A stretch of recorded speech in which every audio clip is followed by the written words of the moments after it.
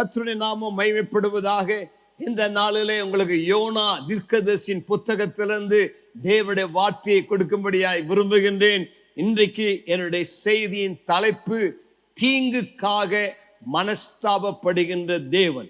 தீங்கிற்காக மனஸ்தாபப்படுகிற தேவன். God who relents for evil.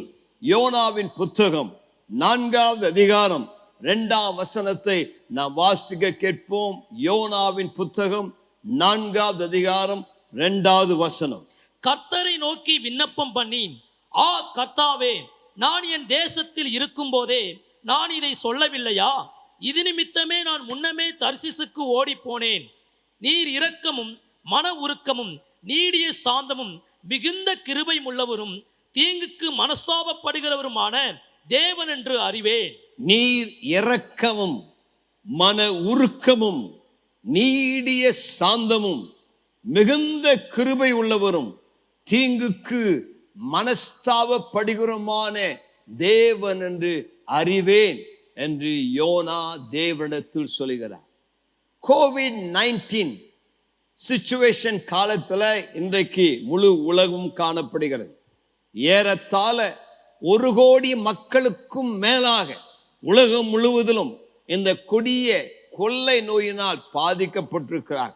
உலகம் முழுவதிலும் ஏறத்தாழ 60 லட்சம் மக்கள் இந்த நோயினால் மரித்து விட்டார். இந்த உலகம் முழுவதும் இந்த பயங்கரமான கொள்ளை நோயினால் அதிகமாய் பாதிக்கப்பட்டு வேதனைக்குள்ளாக காணப்படுகிறார். இன்றைக்கு அநேகருடைய கேள்வி, இந்த கொரோனா வைரஸ் யாரால் வந்தது? சீனக்காரன் கொடுத்தானா? யுவான்ல இருந்து வந்துச்சா? அல்லாவிட்டால் தேவன் இதை அனுமதித்தாரா? அல்லது சாத்தான் இதை செய்தானா? இது எவ்வளவு நாள் இன்னும் இந்த உலகத்தில் இருக்கும் என்று பல கேள்விகள் அநேகருடைய உள்ளங்கள் எழும்புகிறது. இந்த கேள்விகளுக்கெல்லாம் இதுவரை யாராலும் பதில் சொல்ல முடியாது. நானும் இன்றைக்கு அதற்கு பதில் சொல்ல வரவில்லை.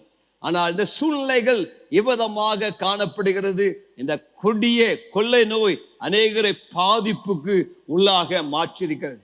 ஆனால் இந்த காலையில ஒன்றை நான் உங்களுக்கு தெளிவுபடுத்த விரும்புகிறேன். நம்முடைய தேவனாகிய கர்த்தர் அவர் மனதுருக்கம் உள்ளவர், இரக்கம் உள்ளவர், கிருபை உள்ளவர், தயவுள்ளவர், மிகுந்த சாந்த குணம் உள்ளவர். இந்த கொடிய கொரோனா வைரஸ் நோயினால் பாதிக்கப்பட்ட இந்த லட்சக்கணக்கான மக்களை பார்த்து அவருடைய இருதயம் மனதுருகிறது. இந்த கொடிய தீங்குக்காக அவர் வேதனையோடு கூட காணப்படுகிறார். அதைத்தான் வேத வசனம் நமக்கு தெளிவாய் சொல்லுகிறது. ஆகவே இந்த காலையிலே தேவனுடைய வார்த்தையிலிருந்து இந்த கொடிய கொள்ளை நோய்கள் உலகத்தை தாக்குவதின் காரணம் என்ன, இதற்கு வேத வசனங்கள் சொல்லக்கூடிய பரிகாரம் என்ன, தேவனுடைய திட்டம் நம்முடைய வாழ்க்கையில் என்ன என்பதை உங்களோடு பகிர்ந்து கொள்ளும்படியாய் விரும்புகிறேன். இந்த யோனா புத்தகத்திலிருந்து 5 முக்கிய கருத்துக்களை உங்களுக்கு இந்த காலையிலே சொல்லும்படியாய் விரும்புகிறேன். அதற்கு முன்பதாக இந்த யோனா புத்தகத்தை பற்றி ஒரு சிறிய முன்னுரையை உங்களுக்கு ஒரு இன்ட்ரோடக்ஷனை கொடுக்கும்படியாய் விரும்புகிறேன். யோனா கதை தெரியாதவங்க யாருமே இருக்க மாட்டாங்க. சின்ன சண்டே ஸ்கூல் பிள்ளை முதற்கொண்டு யோனான்னு சொன்னா மீனின் வயிற்றில் இருந்த யோனா என்று சொல்லி விடுவார். தவறாக பிரயாணம் பண்ணிட்டார். போக வேண்டிய நினிவே கப்பல் ஏறக்கு பதிலா கப்பலை மாத்தி தர்ஷீஷுக்கு போகிற கப்பல் ஏறிட்டார். என் தம்பி பாஸ்டர் பீட்டர் பிரகாசம் இப்படி ஒரு கதையை சொல்லுவார். ஒரு நாள் அவர் ட்ரெயின்ல சேரன் எக்ஸ்பிரஸ்ல மெட்ராஸ் போயிட்டு இருந்தார். அவர் சேலம் அங்க போய் இறங்கின பொழுது சரி வெளியில போய் டீ குடிச்சிட்டு வரலான்னு சொல்லி டீ குடிக்க போனார். டீ குடிச்சிட்டு வந்தா சேரன் எக்ஸ்பிரஸ் அங்கே பிளாட்ஃபார்ம்ல நிற்கிறது. உடனே அந்த ட்ரெயின்ல அவர் ஏறி அவருடைய சீட் நம்பர் பெர்த் நம்பர் எது இருந்ததோ அதுல போய் உட்கார போனார். அதில் உட்கார போனா இன்னொரு வந்து இது என்னுடைய சீட், என்னுடைய பெர்த் என்று சொன்னார்.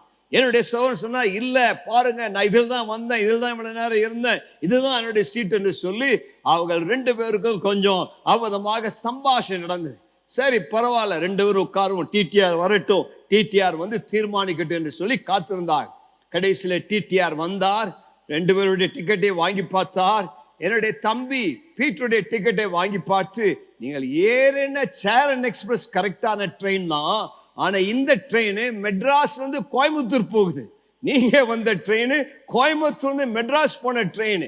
சேலத்துல 2 ட்ரெயின் சந்தித்திருக்கிறது. நீங்க உங்களுடைய மெட்ராஸ் ஏற வேண்டிய சேரன் எக்ஸ்பிரஸ்ல ஏறுவதற்கு பதிலாக நீங்கள் கோயம்புத்தூருக்கு போகிற ட்ரெயினிலிருந்து ஏறிவிட்டீர்கள், நீங்கள் தான் இறங்க வேண்டும் என்று சொல்லி அவரை அடுத்த ஸ்டேஷன்ல இறக்கி விட்டார்கள். மிகுந்த பிரயாசப்பட்டு மீண்டும் வந்து சேர்ந்தார். இவ்விதமாகத்தான் அநேகர் தங்களுடைய வாழ்க்கையில போக வேண்டிய இடத்திற்கு போவதற்கு பதிலாக மாற்றி ஏறிக்கொள்கிறார். ஆனால் யோனா புத்தகம் பரிசுத்த வேதாகமத்துல 12 மைனர் ப்ராஃபட்ஸ் இருக்கிறாங்க. அதுல 5வது சிறிய தீர்க்கதரிசி தான் யோனா. யோனா என்று சொன்னால் புறா என்று அர்த்தம். யோனா என்கிற பெயருக்கு டாவ், புறா என்று சொல்லி அர்த்தம். யோனாவுடைய தகப்பனா பேர் அம்மினதாய். அம்மினதாய் என்று சொன்னால் ஃபெய்த்ஃபுல்னஸ், உண்மையாய் இருக்கிற மனுஷன் என்று சொல்லி அர்த்தம். இந்த யோனாவின் யோனா தீர்க்கதரிசனத்துல 4 அதிகாரங்கள் உண்டு. இந்த யோனா தீர்க்கதரிசி 2ஆம் யெரொபெயாம் ராஜாவின் காலத்திலே தீர்க்கதரிசனம் உரைத்தார் என்று வேத வசனம் சொல்லுகிறது. 2 ராஜாக்கள் 14வது அதிகாரத்துல 23ஆம் வசனத்திலிருந்து 28ஆம் வசனம் முடிய வாசித்தால் யோனாவின் பெயர் அங்கே வருகிறது. அவை யோனா அந்த 2ஆம் யெரொபெயாம் ராஜாவின் காலத்தில், அதாவது கிமு 782 753ஆம் ஆண்டு காலத்துல இஸ்ரவேல் தேசத்துல ஒரு சிறந்த தீர்க்கதரிசியாய் காணப்பட்டார். யோனா கதை கட்டுக்கதை அல்ல, இயேசுவே யோனாவை குறித்து சாட்சி கொடுத்தார். மத்தேயு 12வது அதிகாரம் 41ஆம் வசனத்திலும் மற்றொரு இடத்திலும் யோனாவை குறித்து ஆண்டவராய் இயேசுவே சாட்சி கொடுக்கிறார். அவை யோனா தீர்க்க தரிசனம் ஒரு உண்மையான தீர்க்க தரிசனம். யோனாவை ஆண்டவர் நினிவேக்கு எதிராக தீர்க்க தரிசனம் உரைக்கும்படியாய் சொன்னார். இந்த நினிவே என்பது அசீரியா சாம்ராஜ்யத்தினுடைய தலைநகராய் காணப்பட்டது. அதாவது இதுவரைக்கும் மனித சரித்திரத்துல 6 சாம்ராஜ்யங்கள் உலகத்தை ஆளுகை செய்தது. அதில் முதலாவது உலகத்தை ஆளுகை செய்த சாம்ராஜ்யம் எகிப்து சாம்ராஜ்யம். எகிப்து சாம்ராஜ்யத்தில் தான் இஸ்ரவேல் மக்கள் அடிமைகளாய் காணப்பட்டால், அதுதான் ஃபர்ஸ்ட் வேர்ல்ட் கிங்டம் எம்பையர். 2வது தான் அசீரியா, 3வது பாபிலோனிய சாம்ராஜ்யம், 4வது சாம்ராஜ்யம் மேதிய பெர்ஷிய சாம்ராஜ்யம், 5வது சாம்ராஜ்யம் கிரேக்க சாம்ராஜ்யம், 6வது சாம்ராஜ்யம் ரோம சாம்ராஜ்யம். இனி வரப்போகிற 7வது சாம்ராஜ்யம் அந்த ஐரோப்பியன் எக்கனாமிக் காமன் மார்க்கெட், 10 நாடுகளின் ஆட்சி. அதுதான் அந்தி கிறிஸ்துவின் ஆட்சி என்று எதிர்பார்த்து கொண்டிருக்கிறோம். கடைசியாய் வரப்போகிற 8வது சாம்ராஜ்யம் தான் இயேசுவின் 1000 வருட அரசாட்சி. இயேசு உலகத்தை 1000 ஆண்டுகள் ஆளுவார். அதுதான் இந்த உலகத்தின் கடைசி சாம்ராஜ்யம். இந்த யோனா நினிவேக்கு எதிராக தேவனால் தீர்க்கதரிசனம் உரைக்கும்படியாய் அனுப்பப்பட்டார். ஏன் நினிவேக்கு எதிராக தேவன் யோனாவை அனுப்பினார்? யோனா இஸ்ரவேலில் வாழ்ந்த ஒரு தீர்க்கதரிசி. ஆனா யோனாவுக்கு ஆண்டவர் நினிவேக்கு போக சொல்லுகிறார். காரணம் என்னவென்றால், நினிவே அந்த காலத்தில் நான் சொன்னது போல அசீரியா சாம்ராஜ்யத்தின் தலைநகர், ஒரு மகா பெரிய நகரம். ஆனால் அந்த அசீரியர்கள் மிக கொடூரமானவர்கள், கொடுமையானவர்கள், பயங்கரமான அக்கிரமங்களை செய்கிறவர்கள். அதாவது சண்டைக்கு போனாங்கன்னா தாயின் வயிற்றில் இருக்கிற குழந்தையை பீறி வெளியே எடுத்து அந்த தாயை கொலை செய்கிற அவ்வளவு கொடூர நெஞ்சம் உடையவர்கள், பயங்கரமான பாவத்தை செய்தவர்கள். ஆகவே இந்த நினிவேயை குறித்து, அதனுடைய அக்கிரமத்தை குறித்து வேதத்தில் அநேக காரியங்கள் சொல்லப்பட்டிருக்கிறது. இந்த நினிவேயை நிம்ரோத் கட்டினான் என்று சொல்லி நாம் பார்க்கிறோம். நிம்ரோத் தேவனுக்கு விரோதமாய் கலகம் பண்ணினவன். அவன் காலத்தில் கட்டப்பட்ட இந்த நினிவே பட்டணம் தான் மகா பாவம் நிறைந்த, அக்கிரமம் நிறைந்த மோசமான ஒரு பட்டணம். இன்றைக்கு இந்த நினிவே பட்டணத்தை மொசூல் நகரம் என்று நாம் அழைக்கிறோம். ஈராக்கில் இருக்கிற ஒரு மிக முக்கியமான பட்டணம். இன்றைக்கும் அது ஒரு கலவர பூமி தான். அது மொசூல் என்று சொல்லி இன்றைக்கு அந்த ஈராக் அழைக்கப்படுகிறது. அந்த நினிவே பட்டணம் இஸ்ரவேல் தேசத்திலிருந்து சுமார் 800 மைல் தூரத்தில் இருந்தது. ஆகவே யோனாவை 800 மைல் கப்பலில் பிரயாணம் பண்ணி 800 கிலோமீட்டர் 500 மைல் 800 கிலோமீட்டர் பிரயாணம் பண்ணி அந்த நினிவேயில் போய் இந்த தீர்க்க தரிசனத்தை உரைக்கும்படியாய் தேவன் சொல்லுகிறார். தீர்க்கதரிசி யோனாவை நினிவேக்கு சென்று நினிவேக்கு வரக்கூடிய ஒரு பெரிய நியாய தீர்ப்பை அழிவை குறித்து தீர்க்க தரிசனம் உரைக்கும்படியாய் அனுப்புகிறார். ஆனால் யோனா அந்த 800 கிலோமீட்டர் தூரத்தில் இருக்கக்கூடிய நினிவேக்கு போவதற்கு பதிலாக ஆப்போசிட் டைரக்ஷன்ல 2500 கிலோமீட்டர் ஏறத்தாழ பிரயாணம் பண்ணி அவன் தர்ஷீஷுக்கு போகிறான். மத்திய தரைக்கடலில் இருக்கிற ஸ்பெயினா இருக்கலாம் என்று சொல்லி அநேக வேத பண்டிதர்கள் கருதுகிறார். இதுதான் யோனா புத்தகத்தினுடைய ஒரு சுருக்கம். அப்படி அவன் தர்ஷீஷுக்கு போகும்போதுதான் பெரிய கடல் கொந்தளிப்பு ஏற்படுகிறது. யோனாவை தூக்கி கடல்ல போடுகிறார்கள். ஒரு பெரிய மீன் அல்லது திமிங்கலம் யோனாவை விழுங்கிறது. 3 நாள் யோனா மீனின் வயிற்றில் இருக்கிறான். பிறகு மீனின் வயிற்றில் யோனா மனம் திரும்புகிறான். மீன் யோனாவை கரையில் கக்கி போடுகிறது. இப்பொழுது அவன் நினிவேல போய் சுவிசேஷத்தை அறிவிக்கிறான். யோனா புத்தகத்தினுடைய செய்தி என்ன? யோனா புத்தகத்திலிருந்து நாம் கற்றுக்கொள்ளக்கூடிய சத்தியம் என்ன? அதுதான் மிக முக்கியம். யோனா புத்தகத்தின் மைய கருத்து, தேவன் தேசங்களின் பேரில் அக்கறை உள்ளவராக இருக்கிறார். ஒவ்வொரு தேசத்தை குறித்தும் தேவனுக்கு ஒரு விசேஷித்த நோக்கம் உண்டு, திட்டம் உண்டு. தேசங்கள் அழிந்து போவது அவருடைய விருப்பம் அல்ல. இந்த தேசங்கள் எல்லாம் ஆசீர்வதிக்கப்பட வேண்டும், மனம் திரும்ப வேண்டும் என்பதுதான் தேவனுடைய விருப்பம். தேசங்கள் துன்மார்க்கத்தை விட்டு பாவத்தை விட்டு மனம் திரும்பும்படியாக தேவன் விரும்புகிறார் என்பதுதான் தேவனுடைய விருப்பம். அந்த அழிவிலிருந்து தீங்கிலிருந்து தேசங்கள் தப்புவிக்கப்படும்படி தேவன் ஒரு யோனாவை அனுப்பும்படியாக விரும்புகிறார். இந்த காலத்திலே நீங்கள் தான் அந்த யோனாவாகி உங்களை அனுப்பி இந்த தேசங்கள் இந்த தீங்கிலிருந்து ரட்சிக்கப்படும்படியாக வரப்போகிற அழிவிலிருந்து காப்பாற்றப்படும்படியாக உங்களை தேவன் அனுப்புகிறார், பயன்படுத்தும்படியாய் விரும்புகிறார். பாருங்க, யோனா அவன் ஒரு தீர்க்கதரிசியா இருந்தாலும், அவன் ஒரு தேவ பிள்ளையா இருந்தாலும், அவனுக்கு ஆத்துமாக்கள் மேல கவலை இல்லை. அவன் தேவனுடைய மனதை பாரத்தை சுமக்கவில்லை. அவனுக்கு விருப்பமெல்லாம் ஒரு ஆமணக்கு செடி தான். அவனுடைய சொந்த கம்ஃபர்ட் தான். அவன் சொந்த கம்ஃபர்ட் ஜோன்ல தான் இருக்க விரும்பினான். அவனுக்கு மற்ற தேசத்தின் ரட்சிப்பை குறித்தோ, அந்த தேசம் அழிந்து போவதை குறித்தோ, அழிந்து போகிற ஆத்துமாக்களை குறித்தோ கொஞ்சம் கூட கவலையே கிடையாது. அவன் விருப்பமெல்லாம் நான் நல்லா இருக்க வேண்டும், நான் தர்ஷீஷுக்கு போக வேண்டும், நான் என்ஜாய் பண்ண வேண்டும். அவ்வளமான சூழ்நிலையில் தான் அந்த யோனா காணப்பட்டான். அந்த யோனா கப்பல் பிரயாணம் பண்ண அந்த கப்பல் மாலுமிகள் யோனா பிரயாணம் செய்ததான அந்த நினிவே பட்டணத்துக்கு போய் நினிவேல அவன் போய் சுவிசேஷத்தை அறிவித்த அந்த நினிவே ஜனங்களுக்கு ஒரு ஆத்தும்பாரம் இருந்தது. இந்த நினிவே ராஜா, இந்த நினிவே மக்கள் எல்லாம் சொன்னாங்க, ஐயோ நாம் அழிந்து போக கூடாது, தேவனிடத்தில் இரக்கம் கேட்போம் என்று மனதுருகினார்கள். ஆனால் யோனாவுக்கு கொஞ்சம் கூட ஆத்ம பாரம் இல்லை. இன்றைக்கு உங்களை பார்த்து தேவன் கேட்கக்கூடிய கேள்வி இதுதான். உலகம் முழுவதும் லட்சக்கணக்கான மக்கள் இந்த வைரஸினால் தாக்கப்பட்டு அழிந்து கொண்டிருக்கும் பொழுது, விசுவாசியே உங்க பொறுப்பு என்ன? உங்களை தேவன் எதற்காய் அழைத்திருக்கிறார்? அந்த தேவ திட்டத்தை நீங்கள் நிறைவேற்றுகிறீர்களா? அதுதான் யோனா புத்தகத்தின் மிக மைய சத்தியமாய் காணப்படுகிறது. 5 காரியங்களை உங்களுக்கு பகிர்ந்து கொள்வதாய் சொன்ன, வேகமாய் சொல்ல விரும்புகிறேன். முதலாவது, மனதுருக்கத்தின் தேவன், God of compassion, compassionate God, மனதுருக்கத்தின் தேவன், compassionate God. இரண்டாவது, மாபெரும் அழிவை எதிர்நோக்கி இருக்கும் தேசங்கள், cities in the edge of destruction. மூன்றாவது, மன்றாட உங்களை அழைக்கும் தேவன், call of church for intercession. நான்காவதாக, மனம் திரும்பும்படி விரும்பும் தேவன், confession of sin and repentance. ஐந்தாவதாக, மன்னித்து வாழ்வளிக்கும் தேவன், charisma of his love and forgiveness.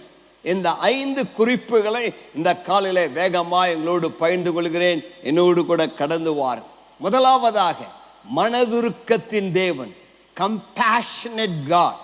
என்னுடைய பிரசங்கத்தின் ஆரம்பத்தில் சொன்னது போல நம்முடைய தேவனை குறித்து பலருக்கு தவறான அபிப்பிராயம் உண்டு. தேவன் என்று சொன்னால் நியாயம் தீர்க்கிறவர், தண்டிக்கிறவர், கொல்லுகிறவர் என்று நினைக்கிறார். அப்படி அல்ல. தேவன் தம்முடைய பரிசுத்த வேதாமத்தில் அவரை குறித்து வெளிப்படுத்தியிருக்கும் பொழுது இவ்விதமாகத்தான் சொல்கிறார். மீண்டும் யோனா 4ஆம் அதிகாரம் 2ஆம் வசனத்தின் பின்பகுதியை வாசிக்க கேட்போம். நீர் இரக்கமும் மன உருக்கமும் நீடிய சாந்தமும் மிகுந்த கிருபை உள்ளவரும் தீங்குக்கு மனஸ்தாபப்படுகிறவருமான தேவன் என்று அறிவேன். தேவனை குறித்து யோனா இப்படிதான் சாட்சி கொடுக்கிறார். ஆண்டவரே, நான் போறதுக்கு முன்னாடியே எனக்கு உங்களை பத்தி நல்லா தெரியும். நீங்க சொல்லுவீங்க, அழிச்சு போடுவேன், கொன்னு போடுவேன், நியாய தீர்ப்பு தருவேன்னு சொல்லி. ஆனா நீ ரொம்ப இரக்கமுள்ள ஆண்டவர், நீ ரொம்ப தயவுள்ள ஆண்டவர், நீ கிருபை உள்ள ஆண்டவர், நீ தீங்குக்காக மனஸ்தாபப்படுகிற தேவன். இதுதான் நம்முடைய கேரக்டர்.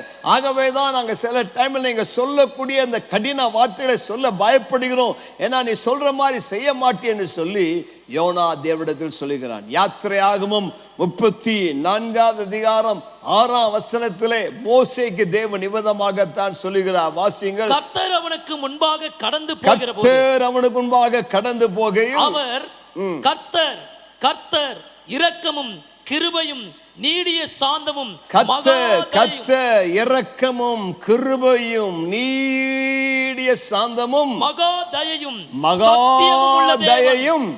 சத்தியமும் உள்ள தேவன். சத்தியம் உள்ள தேவன். இதுதான் மோசேக்கு தேவன் தம்மை வெளிப்படுத்தினார். தேவன் யார்? மிகுந்த தயை உள்ளவர், நீடிய சாந்தம் உள்ளவர், மிகுந்த கிருபை உள்ளவர். யாத்திரையாகமம் 32ஆம் அதிகாரம் 14ஆம் வசனத்தை வாசியுங்கள். யாத்திரையாகமம் 32:14. அப்பொழுது கர்த்தர் தமது ஜனங்களுக்கு செய்ய நினைத்த தீங்கை செய்யாதபடிக்கு பரிதாபம் கொண்டார். அப்பொழுது தேவன் தம்முடைய ஜனத்திற்கு செய்யும்படி நினைத்த தீங்கை செய்யாதபடிக்கு மனஸ்தாபப்பட்டார். நாம் ஆராதிக்கிற தேவன் யார்? அவர் தீங்குக்காக மனஸ்தாபப்படுகிறவர், மிகுந்த இரக்கமுள்ளவர், மிகுந்த கிருபையுள்ளவர். என் தேவனை போல மனதுருக்கமுள்ள கிருபையுள்ள நல்ல தேவன் வேறே ஒருவரும் கிடையாது. அவர் இரக்கத்தில் ஐஸ்வர்யம் உள்ள தேவன். இன்றைக்கு என் வார்த்தையை கேட்கின்ற நண்பா, சகோதரா, சகோதரியே, உங்களுக்கு நான் சொல்லக்கூடிய வார்த்தை இதுதான். God is full of love for you. தேவன் உன் பேரில் மிகுந்த அன்பாக இருக்கிறார். தேவன் பாவத்தை வெறுக்கிறார், ஆனால் பாவியோ நேசிக்கிறார். நீங்கள் யாரா இருந்தாலும் இன்றைக்கு தேவன் உங்களை பார்த்து சொல்லுகிறார், மகனே, மகளே, உன் பேரில் நான் அன்பாக இருக்கிறேன், நான் உன்னை நேசிக்கிறேன், நான் உன்னை ரட்சிக்க விரும்புகிறேன், நான் உன்னை ஆசீர்வதிக்க விரும்புகிறேன், நான் உன் சாபத்தை மாற்ற விரும்புகிறேன், உன் ஏழ்மையை மாற்ற விரும்புகிறேன், உன் தரித்திரத்தை மாற்ற விரும்புகிறேன், உன் சாபத்தை உடைத்து உன்னுடைய பாவத்திலிருந்து, சாபத்திலிருந்து, வியாதியிலிருந்து உன்னை விடுதலையாக்கி உன்னை ஆசீர்வதிக்க விரும்புகிறேன். நீங்கள் ஆசீர்வதிக்கப்படுவதற்காகவே தேவன் ஆண்டவராய் இயேசுவை இந்த உலகத்தில் அனுப்பி தந்தார். உங்களுக்காகவே இயேசு இந்த பூமிக்கு மனிதனாய் வந்தார். அவர் தேவனாய் இருந்தால் மனித ரூபம் எடுத்து கல்வாரி சிலுவையிலே 2000 ஆண்டுகளுக்கு முன்பதாக உங்களுடைய பாவங்கள் மன்னிக்கப்பட, என்னுடைய பாவங்கள் மன்னிக்கப்பட சிலுவையிலே ரத்தம் சிந்தினார். இயேசுவின் ரத்தம் உங்கள் எல்லா பாவங்களையும் மன்னிக்கும். நான் மீண்டும் உங்களுக்கு சொல்லுகிறேன், தேவன் உங்களை தண்டிக்க விரும்பவில்லை, தேவன் உங்களை அழிக்க விரும்பவில்லை, தேவன் உங்களை நியாயம் தீர்க்க விரும்பவில்லை. நம்முடைய பாவம், நம்முடைய அக்கிரமம் நம்ம நியாய தீர்ப்புக்கு ஏதுவானவர்கள். ஆனால் தேவனுடைய மனதோ is full of compassion. உங்க மேல ரொம்ப அன்பா இருக்கிறார். நீங்க ஒரு ட்ரக் அடிக்டா இருக்கலாம், நீங்க ஒரு செயின் ஸ்மோக்கரா இருக்கலாம், நீங்க ஒரு பெரிய குடிகாரனா இருக்கலாம், அந்த பாவத்தை விட்டு உங்களால மனம் திரும்ப முடியாம இருக்கலாம். நேற்று கூட ஒரு சகோதரியனை வந்து பார்த்து சொன்னாங்க, ஐயா, என் புருஷன் பயங்கர குடிகாரர், எவ்வளோ நாளா அவர் ரட்சிக்கப்பட ஜெபம் பண்றேன், ஆனா குடிச்சிட்டே இருக்கிறார். நீங்க யாராக இருந்தாலும் இன்றைக்கு உங்களுக்கு நான் சொல்லக்கூடிய வார்த்தை தான், கர்த்தர் உங்களை நேசிக்கிறார். குடிகாரனா இருக்கலாம், ஹோமோசெக்சுவலா இருக்கலாம், அல்லாவிட்டால் பலவிதமான பாவத்தில் இருக்கலாம். யாராயிருந்தாலும் இயேசுவின் அன்பு உங்களை நெருக்கி ஏவுகிறது. தேவனுடைய அன்பு உங்களை அவர் பக்கமாக ஈர்க்கிறது. மகனே மகளே, என்னிடத்தில் வா, உனக்காக தான் சிலுவையில் மரித்தேன்.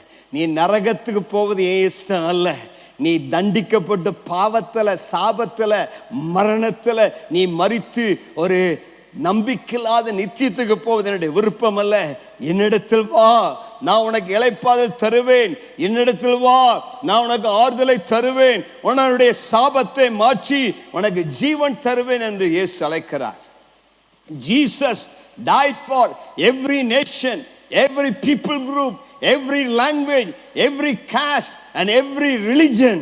He came to save the worst sinners, drug addicts, prostitutes, wine drinkers, chain smokers, adulterers, whoever you are. The message of the book of Jonah is for you, that God is a God of compassion. தேவன் எல்லாருக்கும் தேவன். இயேசு யாருக்காக மரித்தார்? சகல ஜாதிகள், சகல பாஷைக்காரர்கள், சகல கோத்திரத்தார், சகல மதங்களை சேர்ந்த மக்களுக்காக இயேசு மரித்தார். யோனா புத்தகத்தின் மைய கருத்து அதுதான். தேவன் இரக்கமுள்ளவர், தேவன் மன்னிக்க தயைப்படுத்தவர், உங்கள் பேரில் தயவாக இருக்கிறார். எசேக்கியேல் 18ஆம் அதிகாரம் 32ஆம் வசனம் இவ்விதமாய் சொல்லுகிறது. வாசியுங்கள். எசேக்கியேல் 18:32. மனம் திரும்புங்கள், அப்பொழுது பிழைப்பீர்கள். சாகிறவனுடைய சாவை நான் விரும்புகிறதில்லை என்று கர்த்தராகிய ஆண்டவர் சொல்லுகிறார். துன்மார்க்கனுடைய மரணத்தை நான் விரும்புவதில்லை என்று கர்த்தராய் ஆண்டவர் சொல்லுகிறார். ஒரு பாவியுடைய மரணத்தில் விருப்பம் இல்லை. ஒரு துன்மார்க்கன் மரிப்பது அவருக்கு விருப்பம் அல்ல. ஒரு பாவி துன்மார்க்கன் மரிக்கும் போது ஆண்டவருடைய உள்ளம் அவ்வளோ வேதனைப்படுகிறது. ஒரு குடிகாரன், ஒரு செயின் ஸ்மோக்கர், ஒரு பாவத்துக்கு அடிமைப்பட்ட விபச்சாரி, வேசி மரிக்கும் போது என்னுடைய இயேசுவின் கண்களிலிருந்து கண்ணீர் தாரை தாரையாய் வருகிறது. ஐயோ, இவன் நம்பிக்கை இல்லாத நரகத்துக்கு போகிறானே, இவனுக்காக நான் சிலுவையில் ரத்தம் சிந்தினேனே, இவன் நரகத்துக்கு போகக்கூடாது, இவன் ரட்சிக்கப்பட வேண்டும் என்று உங்கள் பேரில் தேவன் மனதுருக்கம் உள்ளவராக இருக்கிறார். இன்றைக்கும் ஆண்டவர் உங்களை அன்போடு அழைக்கிறார். என்னிடத்தில் வா, என்னுடைய மனதுருக்கத்தை ஏற்றுக்கொள், என்னுடைய சிலுவையின் ரட்சிப்பை ஏற்றுக்கொள், இயேசுவே என்று கூப்பிடு. நீங்க யாரா இருந்தாலும் எங்கிருந்தாலும் இன்றைக்கு என் வார்த்தையை கேட்டீங்கன்னா இருக்கிற இடத்துல சொல்லுங்க, இயேசுவே நான் உம்மிடத்தில் ஓடி வருகிறேன், நான் பாவிதான், என் பாவத்தை மன்னியும், எனக்கு ரட்சிப்பை தாரும் என்று கேளுங்கள். தேவன் உங்களை ரட்சிப்பார். இரண்டாவது உங்களுக்கு நான் பகிர்ந்து கொள்ளக்கூடிய காரியம், மாபெரும் அழிவை எதிர்நோக்கி இருக்கும் பட்டணங்கள், மாபெரும் அழிவை எதிர்நோக்கி இருக்கும் தேசம், cities in the edge of destruction. யோனா புத்தகத்தின் செய்தி என்ன? அதுதான், மாபெரும் அழிவை எதிர்நோக்கி இருக்கும் தேசங்கள். இன்றைய நாட்களில் கோவிட் என்கிற இந்த கொடிய கொள்ளை நோய், பலவிதமான பூமி அதிர்ச்சிகள், பல ஆபத்துகள், பல விபத்துகள், மரணங்கள் ஒவ்வொரு நாளும் இந்த உலகத்தில் நடக்குது. டெய்லி நியூஸை பார்த்தீங்கன்னா பார்க்கலாம். நெய்வேலியில் இவ்வளோ பேர் பாய்லர் வெடித்து இறந்துட்டாங்க. பல இடத்துல கொலைகள், கொள்ளைகள், பூமி அதிர்ச்சிகள், வெட்டுக்கிளிகள். இந்த உலகம் ஒரு பெரிய அழிவை, பேராபத்தை எதிர்நோக்கி இருக்கிறது. மனிதனுடைய இருதயம் திக் திக் என்று அடிக்கிறது. அடுத்து என்ன நடக்குமோ, நாளைக்கு என்ன நடக்குமோ, பயங்கரமான காட்டு மிருகங்கள், பலவிதமான வியாதிகள், பலவிதமான பிரச்சனைகள் மனுக்குலத்தை தாக்கி கொண்டே இருக்கிறது. இந்த முழு உலகமும் ஒரு பெரிய அழிவை, ஆபத்தை எதிர்பார்த்து கொண்டிருக்கிறது. சில விஞ்ஞானிகள் சொல்லுகிறார்கள், விண் கற்கள் பூமியை நோக்கி வந்து கொண்டிருக்கிறது, ஆஸ்ட்ராய்ட்ஸ் பூமி மேலே மோதும், விண்கல்கள் வெடிக்கும், பயங்கரமான அழிவுகள் ஏற்படும் என்று சொல்லி பல இடத்துல காரணமில்லாமல் தீ விபத்துகளை பார்க்கிறோம். இன்றைக்கு இந்த உலகத்தில் காணப்படுகிற எல்லா பிரச்சனைகள், வியாதிகளுக்கு ஒரு பேசிக் ரீசன், மூல காரணம் என்னன்னு பார்த்தா பாவம். மனுஷன் செய்த பாவத்தினால்தான் இன்றைக்கு இந்த உலகத்தில் இவ்வளவு காரியங்கள் காணப்படுகிறது. பாருங்க, தேவன் தேசங்கள் பேர் அக்கறை உள்ளவராக இருக்கிறார். தேவன் பட்டணங்கள் பேரில் அக்கறை உள்ளவராய் இருக்கிறார். ஒவ்வொரு பட்டணத்தை குறித்தும் ஆண்டுக்கு ஒரு நோக்கம் உண்டு, ஒரு திட்டம் உண்டு. ஒவ்வொரு பட்டணத்தின் மேல, ஒவ்வொரு தேசத்தின் மேல ஆண்டவர் தூதனை நியமித்திருக்கிறார். அந்த தேவ தூதன் அந்த பட்டணத்திற்கு அதிகாரியா இருக்கிறான். அதனாலதான் வெளிப்படுத்தல் 2:3 பார்த்தீங்கன்னா சர்தையின் தூதன், எபேசுவின் தூதன் என்று சொல்லுகிறார். ஒவ்வொரு பட்டணத்தின் மேல தேவன் ஒரு ஏஞ்சலை வச்சிருக்கிறார். அந்த ஏஞ்சலுடைய வேலை அந்த பட்டணத்துல நடக்கக்கூடிய எல்லா காரியத்தையும் தேவனுக்கு ரிப்போர்ட் பண்ண வேண்டும். என்னென்ன நடக்கிறது என்று சொல்லி புள்ளி விவரத்தோடு, ஸ்டாட்டிஸ்டிக்ஸோடு அவன் ஆண்டு இடத்தில் ரிப்போர்ட் பண்ண வேண்டும். ஒரு பட்டணத்தின் அக்கிரமம் நிறைவாகும் பொழுது அவன் அந்த ரெக்கார்ட் புக்கை கொண்டு போய் ஆண்டவர்கிட்ட ரெக்கார்டோட சமர்ப்பிப்பான். ஆண்டு எதை செஞ்சாலும் ரெக்கார்டோட தான் செய்வார், ரெக்கார்டோட தான் கேட்பார். நிறைய பேர் கேட்குறாங்கல்ல, ஆதாரம் இருக்குதான்னு சொல்லி ஆதாரத்தை திரட்டி தேவதூதம் கொண்டு போய் கொடுவான். பாருங்க ஆண்டவரே, இந்த தேசத்துல, இந்த பட்டணத்துல இவ்வளோ அக்கிரமங்கள், இவ்வளோ பிரச்சனைகள் நடக்குதுன்னு சொல்லி ஒரு பட்டணத்தின், தேசத்தின் அக்கிரமம் நிறைவாகும் பொழுது அந்த அக்கிரமங்கள் தேவனை நோக்கி கூப்பிடுவோம். ஆண்டவரே, இந்த பட்டணத்தில் அக்கிரமம் ஜாஸ்தி ஆயிடுச்சு, இனி எங்களால் இந்த பூமி தாங்க முடியவில்லை, நீங்க இதை நியாயம் தீருங்க, இதை விசாரிங்கன்னு சொல்லி கேட்பாங்க. அப்பொழுதுதான் தேவன் அந்த பட்டணத்துக்கு நியாய தீர்ப்பு அனுப்புகிறார். அதை குறித்து தான் நாம் வேதத்தில் வாசிக்கிறோம். சோதோம் கொமோரோ பட்டணம் ஏன் தேவன் அழித்தார்? இந்த பட்டணத்தின் அக்கிரமம் நிறைவாயிற்று, இந்த பட்டணத்துல பாவம் அதிகமாயிருச்சு, அதுக்கு மேல பூமி தாங்க முடியல.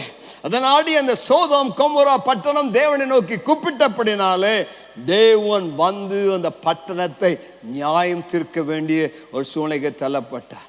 நான் நம்புகிறேன், ஒவ்வொரு பட்டணத்துக்கும் ஒரு பாத்திரம், தேவனுடைய கோப கலசத்தின் பாத்திரம். அந்த பாத்திரத்தில் அந்த தேசத்தின், பட்டணத்தின் அக்கிரமம் நிரம்பி வழியும் பொழுது பிறகு தேவன் அந்த பட்டணத்தை அழிக்கிறார், தண்டனை செய்கிறார்னு சொல்லி பார்க்கிறோம். பைபிளை தான் பார்க்கிறோம். வாசிங்க யோனாவின் புத்தகம் 1ஆம் அதிகாரம் 2ஆம் வசனத்தை வாசிங்க. நீ எழுந்து மகா நகரமாகி நினிவேக்கு போய் அதற்கு விரோதமாக பிரசங்கி, அவர்களுடைய அக்கிரமம் என் சமூகத்தில் வந்து எட்டினது என்றார். பாருங்க, அவருடைய வார்த்தை சொல்லுகிறது, இந்த நினிவே பட்டணத்தாரின் அக்கிரமம் என்னுடைய சமூகத்தில் வந்து எட்டியது. எப்போ தேவன் யோனாவை நினிவேக்கு போய் சொன்னாரு, அந்த நினிவே பட்டணத்தாரின் அக்கிரமங்கள் தேவ சமூகத்தில் எட்டின பொழுது அந்த பட்டணத்தை அழிக்காதபடி முதல்ல ஒரு எச்சரிப்பு கொடுக்க விரும்புகிறார். வார்த்தை கேட்கிற சகோதரா சகோதரி நல்லா தெரிந்து கொள்ளுங்க, தேவன் திடீரென்று அழிக்க மாட்டார், தேவன் திடீரென்று நியாய தீர்ப்பு கொடுக்க மாட்டார், உன்னை எச்சரித்து கொண்டே இருப்பார். அடிக்கடி கடிந்து கொள்ளப்பட்டும் உன் பிடரியை கடினப்படுத்தி மனம் திரும்பாதபடி இருந்தால் ஆக்கினை, தண்டனை, சடுதியாய் ஆபத்து உனக்கு வரும். தேவனோடு பேசும் பொழுது தேவனை பார்த்து மனம் திரும்பு, அந்த பாவத்தை விட்டுவிடு, அந்த குடியை விட்டுவிடு, தாறுமாறான வாழ்க்கை விட்டுவிடு என்று எச்சரிக்கிறாரே. எச்சரிப்பின் சத்தம் உன் காதில் தொனிக்கவில்லையா? எச்சரிப்பின் சத்தத்தை கேட்டும் தொடர்ந்து பாவத்தை தண்ணீரை போல் குடித்து கொண்டிருந்தால் தேவனுடைய ஆபத்து, தேவனுடைய தண்டனை மேல் வரும். அதற்கு காரணம் தேவன் அல்ல, நீதான். நீ மனம் திரும்பவில்லை, தேவ வார்த்தை கேட்கவில்லை, தேவ சத்தத்துக்கு செவி கொடுக்கவில்லை. தேவன் எத்தனையோ முறை கோழி தன் குஞ்சுகளை தன் செட்டையின் கீழ் சேர்த்துக் கொள்ளுமா போல உன் பேரில் இரக்கமாய் மனதுருக்கமாய் அழுது அழுதுனை கூப்பிட்டார். தேவன் எவ்வளவு தரமுனை கூப்பிட்டாலும் நீயோ உன் மனதை கடினமாக்கி அவருடைய சத்தத்துக்கு செவி கொடுக்கவில்லை. ஆனால் அந்த நினிவே பட்டணத்தாருக்கான ஒரு சான்ஸ் கொடுக்கிறார். நினிவே பட்டணத்தாரின் பாவங்கள் என்ன? நாகும் 3ஆம் அதிகாரத்தை நீங்கள் வாசித்து பார்த்தால் அந்த நாகும் தீர்க்கதரிசி நினிவேயின் பாவங்களை தொகுத்து பட்டியலிடுகிறார். நினிவே பட்டணம் நாகும் 3ஆம் அதிகாரத்தின்படி ஒரு ரத்தம் சிந்துகிற பட்டணம், கொலைகார பட்டணம். காரணம் இல்லாமல் அங்க ரத்தம் சிந்தப்பட்டது. வீதிகளிலே, தெருக்களிலே ரத்தம் ஆறாய் ஓடினது. அநேக ஜனங்களை கொலை செய்த பட்டணம்.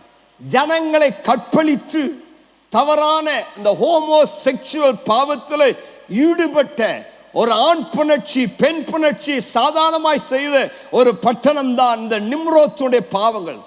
அந்த பட்டணத்தினுடைய பாவத்தை தேவனால் தாங்கிக் கொள்ள முடியவில்லை. இந்த பட்டணத்தில் நடந்த அக்கிரமங்களை நிமித்தம் தேவன் நினிவேயை அழிக்க சித்தமானார். இன்றைக்கு நம்முடைய பட்டணங்களை யோசித்து பாருங்க, நம்ம தமிழ்நாட்டை யோசித்து பாருங்க. டெய்லி நியூஸ்ல கேட்கிற காரியங்கள் உள்ளத்தை பாதிக்கவில்லையா?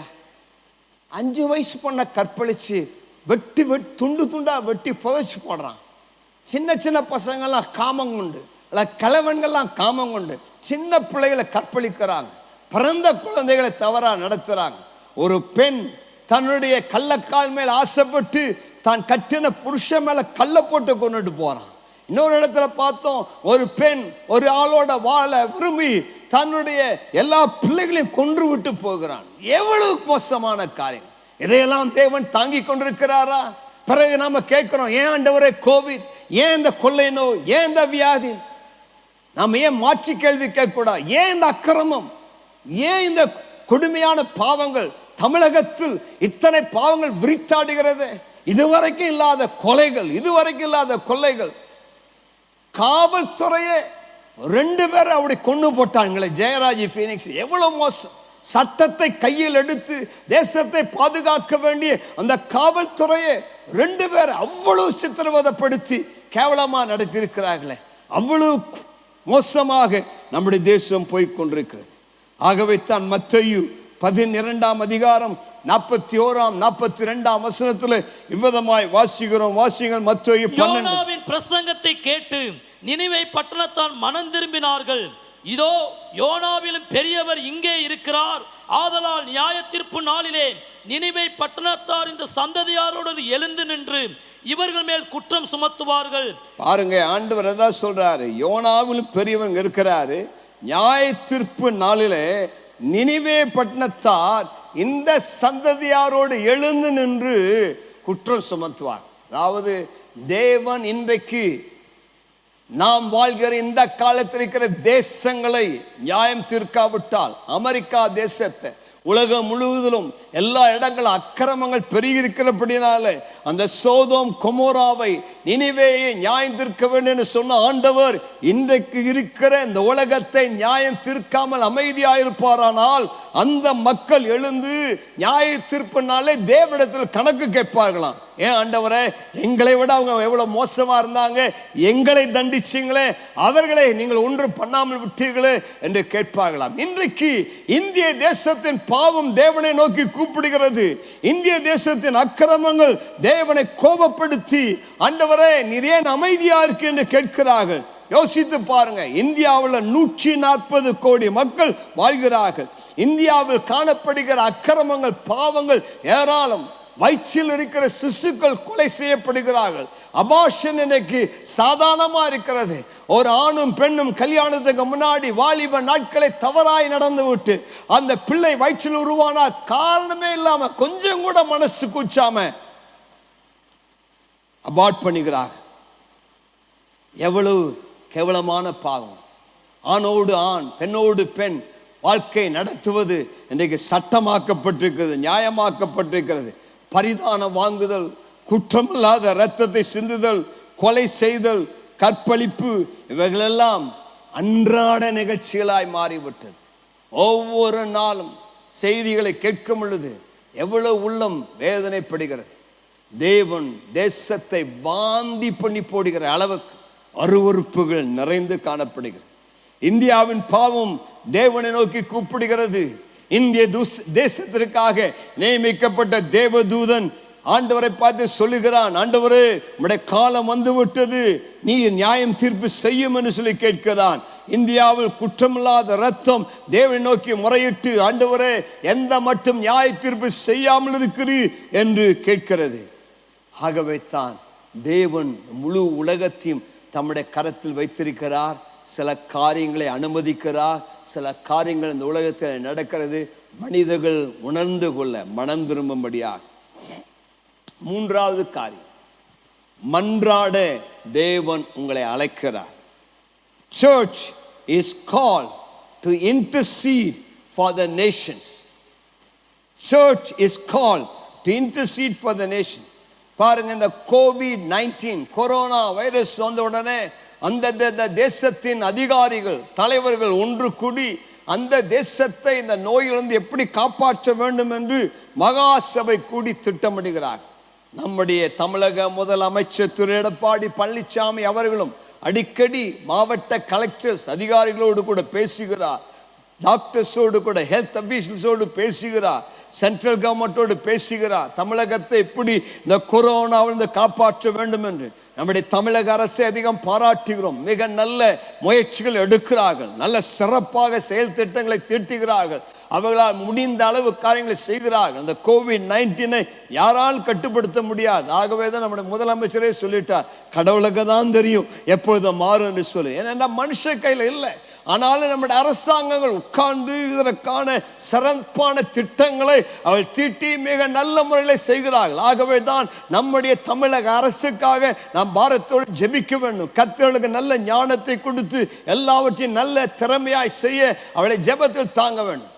ஆனால் என்னுடைய காரியம் என்னவென்றால், ஒரு உலக பிரகாரமான ஒரு அரசியல் பூர்வமான ஒரு அரசாங்கம் அவதமாக கூடி ஆலோசிக்கும் என்று சொன்னால் தேவ கட்டளை என்ன? நாம் தான் இந்த தேசத்தை ஆளுகை செய்கிறவர்கள். இந்த சட்டசபையை விட மேலான ஒரு பெரிய சபை உண்டு. சட்டசபையை விட மேலான சபை தான் இயேசுவின் திருச்சபையாக இருக்கிறது. இயேசுவின் இரத்தத்தால் சம்பாதிக்கப்பட்ட திருச்சபை தான் தேவனுடைய சபை. அந்த தேவனுடைய சபையில் இருக்கிற பரிசுத்தவான்கள் தான் ஒரு பட்டணத்திற்கு தேவனால் நியமிக்கப்பட்ட ராஜாக்களாக ஆசாரியர்களாக இருக்கிறார்கள். அவர்கள் தான் எம்பிஸ், அவர்கள் தான் எம்எல்ஏஸ். அந்த தேவனுடைய சபையில் இருக்கிற ஊழியர்கள் விசுவாசிகள் ஒன்றாக கூடி இந்த கொரோனா வந்து விட்டதே ஆண்டவரே, நாங்கள் என்ன செய்ய வேண்டும்? தேவனுடைய ஆளுகையை இந்த பூமியில் எப்படி கொண்டு வர வேண்டும்? தேவனுடைய திட்டத்தை எப்படி நிறைவேற்ற வேண்டும்? இந்த கொரோனா வைரஸ் காலத்தில் திருச்சபையாக நாங்கள் எப்படி இந்த பிரச்சனைக்கு தீர்வு காண முடியும் என்று சொல்லி நாம் தேவனிடத்தில் கேட்க வேண்டும். அதுதான் தேவனுடைய சபைக்காக தேவன் வைத்திருக்கக்கூடிய மிக முக்கியமான காரியமாக இருக்கிறது. இந்த நாட்களை நாம் அமைதியா இருக்கக்கூடாது. இந்த நாட்களை எனக்கு ஒன்றும் செய்ய முடியாது என்று நாம் உட்கார முடியாது. இதற்கு எனக்கு சம்பந்தம் இல்லை என்று அமர முடியாது. இன்றைக்கு உங்களுக்கு வரக்கூடிய வார்த்தை, அருமையான தேவ பிள்ளையே, மகனே, மகளே, உங்களை தேவன் அழைத்திருப்பதின் நோக்கம், உங்களை தேவன் ரட்சித்திருப்பதின் நோக்கம், நீங்கள் தேசங்களுக்கு ஆசீர்வாதமாய் இருக்கும்படியே தேவன் உங்களை அழைத்திருக்கிறார். கையை உயர்த்துற அல்லேலூயா சொல்லுங்களேன், சொல்லுங்களேன். தேவன் என்னை இந்திய தேசத்திற்கு, கோயம்புத்தூருக்கு, தமிழகத்திற்கு ஆசீர்வாதமாக இருக்க அழைத்திருக்கிறார். என்னை இந்த பட்டணத்திற்காக மன்றாட, இந்த தேசத்திற்காக திறப்பிலே நிற்க, இந்த தேசத்திற்கு சுவிசேஷத்தை அறிவிக்க, இந்த தேசத்துக்கு இயேசு அன்பை வெளிப்படுத்த தேவன் என்னை அழைத்திருக்கிறார். என் சொந்த விருப்பத்தின்படி வாழ அல்ல, என் சொந்த சித்தத்தை நிறைவேற்ற அல்ல, என் வாழ்க்கை குறித்து தேவனுக்கு ஒரு அழைப்பு உண்டு, என்னுடைய வாழ்க்கை குறித்து தேவனுக்கு ஒரு நோக்கம் உண்டு, அதை நிறைவேற்றதான் நான் அழைக்கப்பட்டிருக்கிறேன். இன்றைக்கு உலகத்தில் லட்சங்கள் மரித்து கொண்டிருக்கிறார்கள், அது தேவ சித்தம் அல்ல. அப்படியானால் சபையாகி நான் என்ன செய்ய வேண்டும்? வாசியுங்கள், எசேக்கியேல் 22 அதிகாரம் 30 வசனத்தை வாசியுங்கள். எசேக்கியேல் 22. நான் தேசத்தை அழிக்காதபடிக்கு திறப்பிலே நிற்கவும் சுவரை அடைக்கவும் தக்கதாக ஒரு மனுஷனை தேடினேன், ஒருவனையும் காணேன். திறப்பிலே நிற்க, மன்றாடி ஜெபிக்க, சுவரை அடைக்க, ஓட்டை அடைக்க ஒரு மனுஷனை தேடுகிறார், ஒரு மனுஷியை தேடுகிறார். நீயா இருப்பாயா? நீ இந்த நாளில் அந்த தேவ அழைப்புக்கு செவி கொடுத்தாண்டவரே, இந்த தேசம் அழிந்து போகாதபடி, எங்கள் பட்டணம் அழிந்து போகாதபடி, திருச்சபையாகிய நான், விசுவாசியாகிய நான், தேவ பிள்ளையாகிய நான் அந்த அழைப்பின் சத்தத்தை கேட்டு திறப்பில் நிற்கிறேன் என்று வருவாயா? மகனே, மகளே, தேசத்திற்காக ஜெபம் செய்வாயா? தேசத்திற்காக மன்றாடுவாயா? பாவத்தில் அழிந்து கொண்டிருக்கிற மக்களுக்கு தேவனுடைய நற்செய்தியை சொல்லுவாயா? அழிந்து போகிற மக்களுக்கு தேவனுடைய எச்சரிப்பின் செய்தியை சொல்லுவாயா? தேவனுடைய அன்பை வெளிப்படுத்துவாயா? அதுதான் கேள்வி. ஆகவே தான் இன்றைக்கு என்னுடைய செய்தியை ஆரம்பிக்கும் முன்பதாக நான் சொன்ன அறிவிப்பின்படி நம்முடைய சபைகளை 40 நாட்கள் விசேஷித்த ஜெபத்தை நாம் ஒழுங்கு செய்திருக்கிறோம். ஒவ்வொரு வருடத்திலும் ஆகஸ்ட் மாதத்தை ஜெப மாதமாக நாம் அனுசரித்து ஆகஸ்ட் மாதத்தில் சபையாக கூடி ஜெபிப்போம். இந்த COVID-19 எப்பொழுது முடியும் என்று நமக்கு தெரியாது. இந்த லாக்டவுன் பீரியட்லேயே இந்த நாட்களை ஜெப நாட்களாக பயன்படுத்த விரும்புகிறோம். ஆகவே ஆகஸ்ட் மாத ஜெபத்திற்கு பதிலாக இந்த ஜூலை 7ஆம் தேதியிலிருந்து ஆகஸ்ட் 15ஆம் தேதி முடிய 40 நாட்களுக்கு தொடர் சங்கிலி ஜெபம். நீங்கள் ஒரு நாளைக்கு அரை மணி நேரம் ஜெபித்தீங்கன்னா போதும். அவ்வளவுதான் கேட்குறவங்க இடத்துல ஒரு அரை மணி நேரம் இன்னொரு சகோதரியோடு கூட ஜெபம் பண்ணுங்க. நம்ம சபையில் ஆயிரக்கணக்கான விசுவாசி இருக்கிறோம். இந்த நிகழ்ச்சி அநேக ஆயிரங்கள் பார்க்கிறீர்கள். ஆகவே நீங்கள் யாராவது ஒருவரோடு ஒவ்வொரு நாள் ஒரு நேரத்தை குறித்து கொள்ளுங்க. 2 பேர் சேர்ந்து அரை மணி நேரம் ஜெபிங்க. உங்க ஏரியாவில் 2 மணி நேரம் ஜெபத்தை பாஸ் நடத்துறாங்க. ஏரியா பாஸ்டரோடு தொடர்பு கொண்டு அந்த ஜெபத்தில் கலந்து கொள்ளுங்கள். அதிகாலை தோறும் 5:30 மணிக்கு அநேகர் ஜெபிக்கிறார்கள். அவளோடு கூட சேர்ந்து அதிகாலையிலே ஜெபிங்க. நமக்கு 24 hours சபையில் செயின் பிரேயர் ஓடுகிறது. 24 மணி நேரம் ஜெபத்தில் நீங்கள் தொடர்பு கொள்ளுங்க. அல்லாவிட்டால் நடு இரவில் எழுந்து ஜாமக்கால் ஜெபிக்கிறார்கள். அந்த ஜெபத்தில் கலந்து கொள்ளுங்கள். ஏதாவது ஒரு ஜெபத்தில் கலந்து கொண்டு 40 நாளும் ஜெபம் பண்ணுங்க. இந்த 40 நாள்ல ஏதாவது ஒரு நாள் உபவாசம் எடுத்து ஜெபம் பண்ணுங்க. அல்லது ஒரு நேரம் உபவாசம் எடுத்து ஜெபம் பண்ணுங்க. ஒரு நாள் நீங்க உபவாசம் எடுத்து ஜெபிக்கிறதுனால எவ்வளவு பிரயோஜனமா இருக்கும். தேசம் ஆசீர்வதிக்கப்படுமே. ஆகவே இந்த 40 நாள் சங்கிலி ஜெபத்துல மாறி மாறி ஒவ்வொருவரும் ஒரு நேரமோ 2 நேரமோ உபவாசம் எடுத்து ஜெபித்தால் அது தேசத்துக்கு எவ்வளவு ஆசீர்வாதமா இருக்கும். தேசம் எவ்வளவாய் ஆசீர்வதிக்கப்படும். ஆகவே தான் இன்றைக்கு உங்களுக்கு தேவனுடைய வார்த்தை, யோனா தூங்காதே, எழுந்து தேவனை நோக்கி கூப்பிடு. யோனா என்ன செய்தான்? புயல் நேரத்திலும் அந்த கப்பலின் அடித்தட்டில் போய் குரட்டை விட்டு தூங்கிட்டு இருந்தான். பாருங்க, புறஜாதி மக்கள் எல்லாம் எழுந்து அவரவர் தேவன் நோக்கி கூப்பிட்டாங்க. ஆனா விசுவாசி என்ன பண்ணா? நல்லா தூங்கினான். இதுதான் புறஜாதிக்கும் விசுவாசிக்கும் உள்ள வித்தியாசத்தை இங்க காமிக்கிறார் ஆண்டவர். புறஜாதியாரெல்லாம் இன்னைக்கு பயந்துட்டு கடவுளே காப்பாத்துங்கிறான். கிறிஸ்தவனே, தேவனுடைய பிள்ளையே, ரட்சிக்கப்பட்டவனே, அவர்கள் அப்படி நோக்கி கூப்பிடுவார்களானால் ஜீவனுள்ள தேவனை அனுபவபூர்வமாய் அறிந்திருக்கிற நீ தூங்கி கொண்டிருக்கலாமா? ஜெபிக்க வேண்டிய காலத்தில் ஜெபிக்காமல் அமைதியாயிருக்கலாமா? யோனா எழும்பு, தூக்கத்தை விட்டு எழும்பு, வெளித்தெழும்பு, தேவனை நோக்கி கூப்பிடு. என்ன சொன்னா? நீ நல்லா இருக்கும்போது ஜெபம் பண்ணலைன்னா மீன் வயிற்றுல போய் தான் ஜெபம் பண்ணுவாய். யோனா சொகுசான கப்பல் வந்தப்போ ஜெபம் பண்ணல, தூங்கிட்டு இருந்தான். அதனால அவனை தூக்கி கடலை போட்டாங்க. அப்புறம் மீன் வந்து அவனை சாப்பிட்டு போட்டுச்சு. மீன் வயிற்றுக்குள்ள இருந்து யோனா 2 அதிகாரம் முழுவதும் மீனின் வயிற்றுக்குள்ளேருந்து யோனா ஜெபித்தது தான் எழுதுகிறது. ஆமாம், நல்ல சுகமாக இருக்கும்போது, நல்ல ஆசீர்வாதமாக இருக்கும்போது நீ ஜெபிக்காவிட்டால் கடைசியாக மீனின் வயிற்றுக்குள்ளேருந்து ஜெபிக்க வேண்டிய சூழ்நிலை ஏற்படும். அவன் அந்த அதிகாரத்தை வாசித்து பாருங்க. கடற்பாசி என்னை சுற்றி கொண்டது, பூமியினுடைய தாழ்விடத்துக்கு போன பயங்கரமான அனுபவம். ஆனால் அந்த மீனின் வயிற்றுக்குள்ளேருந்து யோனா ஜெபித்தான். யோனா மீனின் வயிற்றுக்குள்ளேருந்து 3 காரியத்தை செய்தான். 1, தேவனை துதித்தான். 2, தேவனை நோக்கி ஜெபித்தான். 3, தேவனுக்கு பொருத்தனை பண்ணினான். இந்த 3 காரியங்கள் அவன் செய்தபடினாலே அந்த மீன் யோனாவை கரையிலே கக்கிற்று. இந்த 40 நாட்களும் நீங்கள் அதைத்தான் செய்ய வேண்டும். 1, நல்லா தேவனை துதியுங்க, தேவனுக்கு நன்றி செலுத்துங்க, தேவனை கொண்டாடுங்க. இந்த கொடிய காலத்திலும் தேவனை கொண்டாடி மகிழ்ச்சியாக இருக்கிறவர்கள் தேவனுடைய பிள்ளைகள் தான். நல்ல சந்தோஷமாய் தேவனை ஆராதியுங்கள். 2வதாக நன்றாக தேவனிடத்தில் ஜெபம் பண்ணுங்க. உங்களுடைய சூழ்நிலையில் உங்கள் பிரச்சனையை ஆண்டுட்டு சொல்லுங்க. உங்களுடைய வாழ்வில் ஒரு தேவை இருக்கு, ஒரு பிரச்சனை இருக்கு, உங்களுக்கு ஒரு வேலை கிடைக்கல, ஒரு கஷ்டம், அல்லாவிட்டா ஒரு தேவை, ஒரு திருமணம் நடக்க வேண்டும், ஒரு லோன் வர வேண்டும், ஒரு காரியம் நடக்க வேண்டும், ஒரு பொருத்தனை பண்ணி ஜெபம் பண்ணுங்க. யோனா அப்படி தான் செஞ்சான். அவனுடைய மீன் வாயில் வெளியில் கொண்டு வர வேண்டும் என்பதற்காக ஒரு பொருத்தனை செய்தான். அந்த பொருத்தனையை கர்த்தர் கேட்டு அவனை வெளியே கொண்டு வந்தார். அவை உங்களுடைய பிரச்சனை சூழ்நிலை எதுவாக இருந்தாலும் இந்த காலகட்டத்தில் தேவனுக்கு ஒரு பொருத்தனை செய்து ஜெபியுங்கள், தேவன் ஜெபத்தை கேட்பார். 4வதாக மனம் திரும்புதலை விரும்பும் தேவன். God desires your confession and repentance. Confess your sins and repent before God. யோனாவின் புத்தகம் 3ஆம் அதிகாரம் 5ஆம் 6ஆம் வசனத்தை வாசியுங்கள். அப்பொழுது நினிவேயிலுள்ள ஜனங்கள் தேவனை விசுவாசித்து உபவாசம் செய்யும்படி கூறினார்கள். பெரியோர் முதல் சிறியோர் மட்டும் ரெட்டுடுத்தி கொண்டார்கள். இந்த செய்தி நினிவேயின் ராஜாவுக்கு எட்டின போது அவன் தன் சிங்காசனத்தை விட்டு எழுந்து தான் உடுத்திருந்த உடுப்பை கழற்றி போட்டு இரட்டை உடுத்திக் கொண்டு சாம்பலிலே உட்கார்ந்தான். 8ஆம் 9ஆம் வசனத்தை வாசியுங்கள்.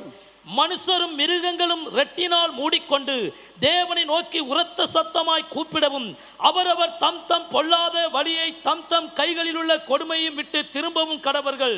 யாருக்கு தெரியும், நாம் அழிந்து போகாதபடிக்கு ஒருவேளை தேவன் மனஸ்தாபப்பட்டு தம்முடைய உக்கிரக கோபத்தை விட்டு திரும்பினாலும் திரும்புவார் என்று கூற சொன்னான். பாருங்க, தேவன் யோனாவை நினிவே பட்டணத்துக்கு மீண்டும் போகும்படியாய் அனுப்புகிறார். மீன் யோனாவை கரையிலே கக்கி விட்டது. யோனா எழுந்து நினிவே நோக்கி போகிறான். யோனாவுக்கு விருப்பமே இல்லை, இந்த செய்தியை சொல்ல அவனுக்கு சுத்தமாக இஷ்டம் இல்லை. ஆண்டவர் மீனின் வயிற்றுல போட்டு அவனை கேட்டனால பொருத்தனை பண்ணால இப்போ நினிவேக்கு வந்துட்டான். நினிவேல 3 நாள் பிரயாணம். மகா பெரிய நகரம், பெரிய ஊர், 1,20,000 மக்கள் இருந்தாலும் சொல்லுகிறார். சில அதை விட அதிகமாக இருந்திருக்கலாங்கிறாங்க. 1,20,000 குழந்தைகளாக இருந்திருக்கலாங்கிறாங்க, தெரியல. ஆனால் பைபிள் மகா பெரிய நகரம், 3 நாள் நடக்க வேண்டிய அவ்வளோ தூரமான இடம். ஸோ 3 நாள் யோனா நடந்து அந்த ஆண்டவருடைய எச்சரிப்பை கொடுக்கிறான். நினிவே அழிய போகிறது, இன்னும் 40 நாளே நினிவே அழிய போகிறது, இன்னும் 40 நாள் நீங்கள் பாவம் செய்தபடியால் தேவன் இந்த பட்டணத்தை அழிக்க போகிறார் என்று சொல்லி நல்லா மெகாஃபோன் வச்சிருந்தாரோ எப்படி பேசினாரோ தெரியவில்லை.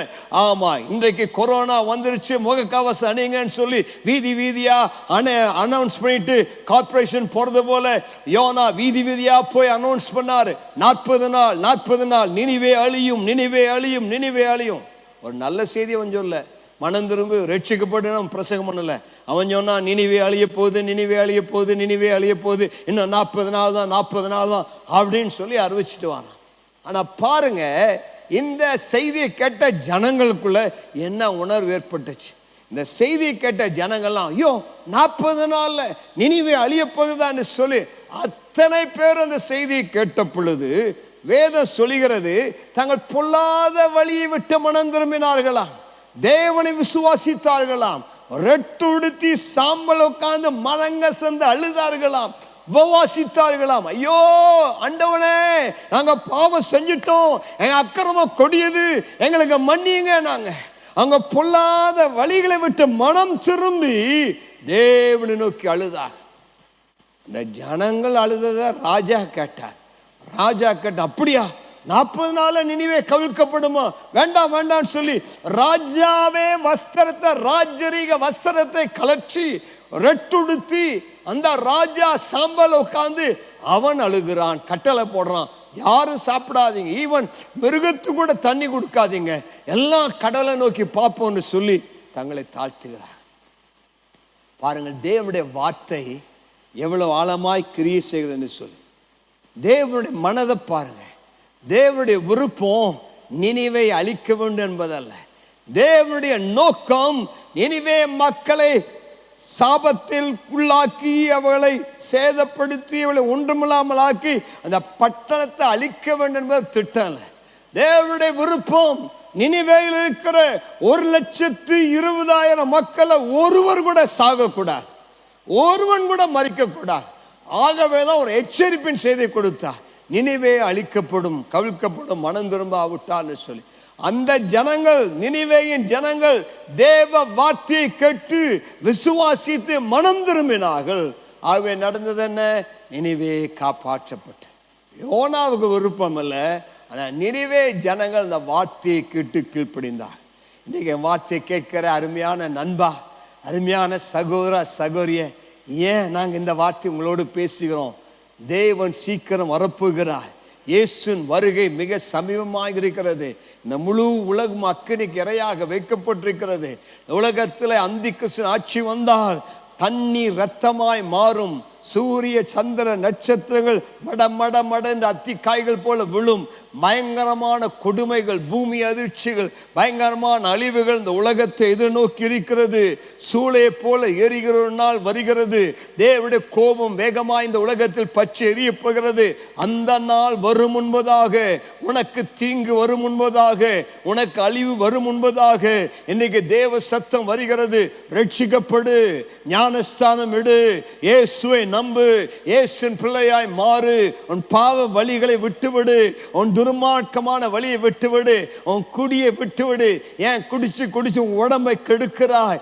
ஏன் மதுபான சாராயத்தை நோக்கி, டாஸ்மார்க்கை நோக்கி ஓடுகிறாய்? ஏன் உன் பணத்தை வீணாய் செலவழிக்கிறாய்? ஏன் பாவமான வாழ்க்கையில் வாழ்கிறாய்? ஏன் ஒரு நிமிட இன்பத்திற்காக உன் குடும்பத்தை விட்டு, பிள்ளைகளை விட்டு ஓடுகிறாய்? எவ்வளவு காலம் இந்த பாவத்தில் துன்மார்க்கத்தில் ஜீவிப்பாய்? இன்றைக்கு தேவ சத்தம் முன்னே நோக்கி வருகிறது. மனம் திரும்பு, மனம் திரும்பு, உன் தாறுமாறான வாழ்க்கை விட்டு மனம் திரும்பு, தேவனிடம் வா, ரட்சிக்கப்படு, தேவனை நம்பு.